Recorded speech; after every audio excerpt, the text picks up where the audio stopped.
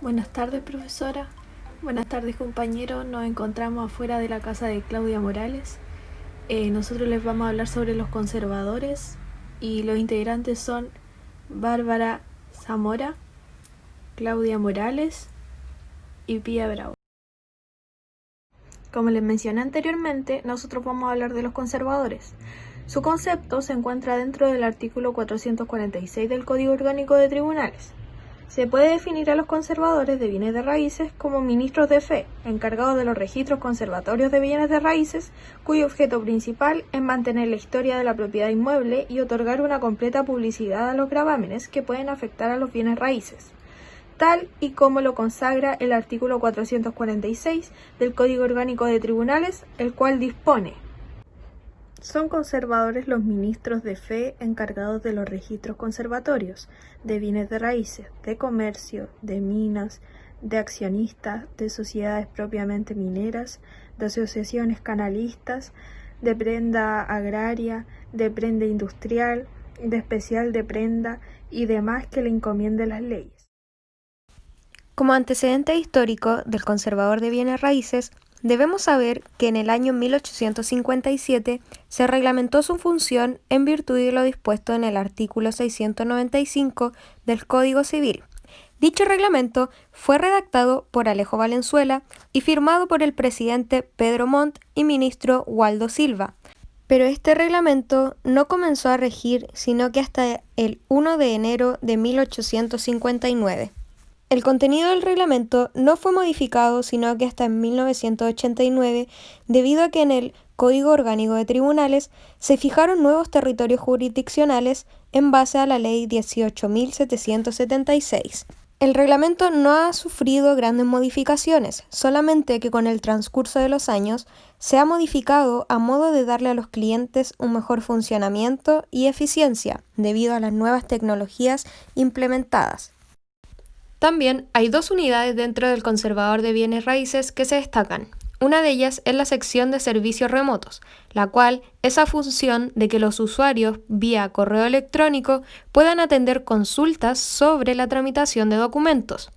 La otra es el área de informática, que a partir de 1998 comenzó a optimizar los servicios y a apoyar la gestión interna de procesación de datos y la plataforma para guardar los archivos. Y desde 1999 se ha ido modernizando el área de informática a mayor rango hasta el día de hoy. A continuación pasaremos a analizar la organización de los conservadores de bienes raíces. El Código Orgánico de Tribunales, al ser uno de los cuerpos legales que regula a los conservadores de bienes raíces, en su artículo 447 nos entrega la siguiente definición.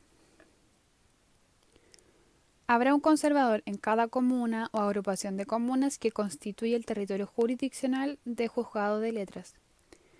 En Valparaíso habrá un conservador para las comunas de Valparaíso y Juan Fernández y un conservador para la comuna de Viña del Mar. En aquellos territorios jurisdiccionales en que solo hubiere un notario, el presidente de la República podrá disponer que éste también ejerce el cargo de conservador, y en tal caso se entenderá el cargo de notario conservador como un solo oficio para todos los efectos legales. En el artículo siguiente dispone que, si hubiere dos o más notarios, uno de ellos llevará el registro de comercio y el otro el registro de bienes raíces. Luego, en el artículo 449 del mismo código, se establece un caso especial referido al conservador de territorio jurisdiccional de la Corte de Apelaciones de Santiago, en que un solo oficio es desempeñado por 3 funcionarios. Primero tenemos el conservador de registro de propiedad, que tendrá a su cargo el registro del mismo nombre y el correspondiente repertorio, y los registros de comercio, de prenda industrial, de prenda agraria y de asociaciones de canalistas. En segundo lugar, tenemos el conservador de hipotecas, que tendrá a su cargo el registro de hipotecas y gravámenes. Y por último, tenemos el conservador del registro de interdicciones y prohibiciones de enajenar, que llevará el registro de ese nombre y además el registro de especial de prenda.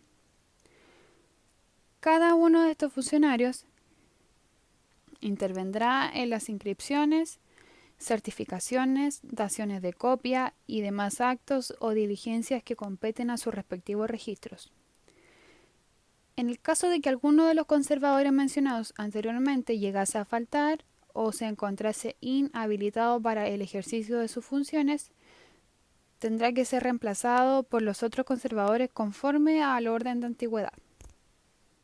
Luego nos encontramos con los requisitos para ser nombrado conservador de bienes de raíces, en conformidad a lo establecido en el artículo 466 del Código Orgánico de Tribunales. Para ser conservador se requiere ser abogado. Requisito número 1, ser chileno. Requisito número 2, tener el título de abogado. Requisito número 3, haber cumplido satisfactoriamente el programa de formación para postulantes al escalafón primario del Poder Judicial. Requisito número 4, tener la experiencia profesional o funcionaria requerida por la ley.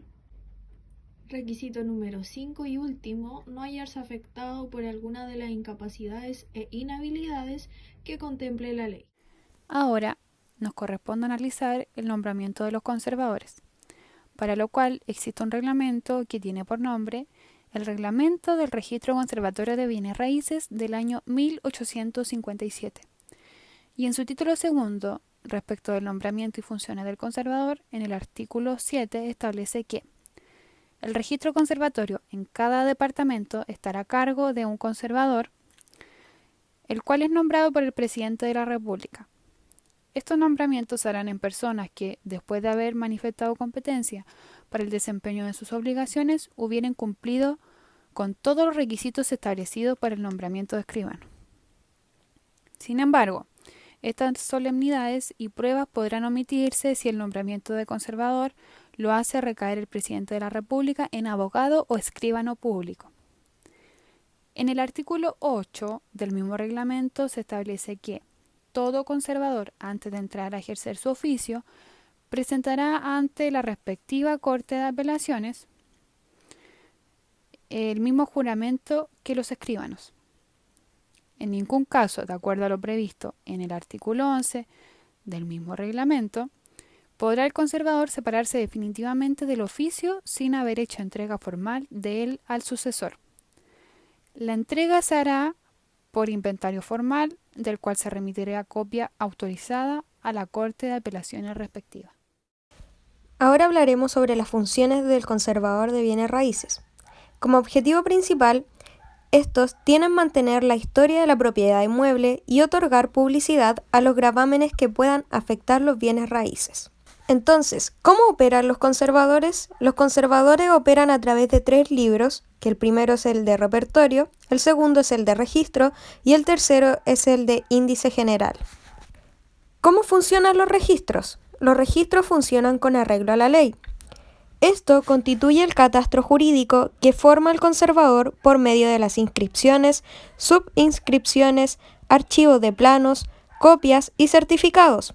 Todos estos documentos tienen un archivo de respaldo de inscripciones. También debemos saber que el registro conservatorio es público. ¿Qué quiere decir esto? Que al ser público está obligado a dar las copias o certificados que el público le solicite. ¿Cómo reemplazamos al conservador? Reguladas en el Reglamento del Registro Conservatorio de Bienes de Raíces. Artículo 10. Las causas de implicancia o prohibiciones de actuar establecidas por las leyes para los escribanos públicos se extienden también a los conservadores. En los casos de implicancia, ausencia, enfermedad o de cualquier otro impedimento accidental, será reemplazado por el notario del mismo departamento. Si hubiere más de un escribano, por el más antiguo. Si ninguno hubiere, por el alcalde que ejerza el juzgado de primera instancia y en defecto de que éste por el que deba reemplazarlo según la ley. El artículo 11 del Reglamento de Registro Conservatorio de Bienes de Raíces nos dispone que en ningún caso podrá el conservador separarse definitivamente del oficio sin haber hecho entrega formal de él al sucesor.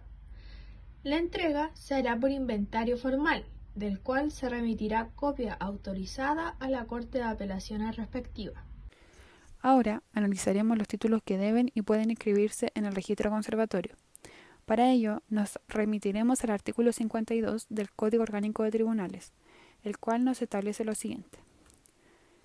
Primero, tenemos los títulos traslaticios de dominio de los bienes raíces, los títulos de derecho de usufructo, uso, habitación, censo e hipoteca constituidos en inmuebles, y la sentencia ejecutoriada que declare la prescripción adquisitiva del dominio o de cualquiera de dichos derechos. Acerca de la inscripción de títulos relativos a mina, estos estarán relativos al Código de Minería.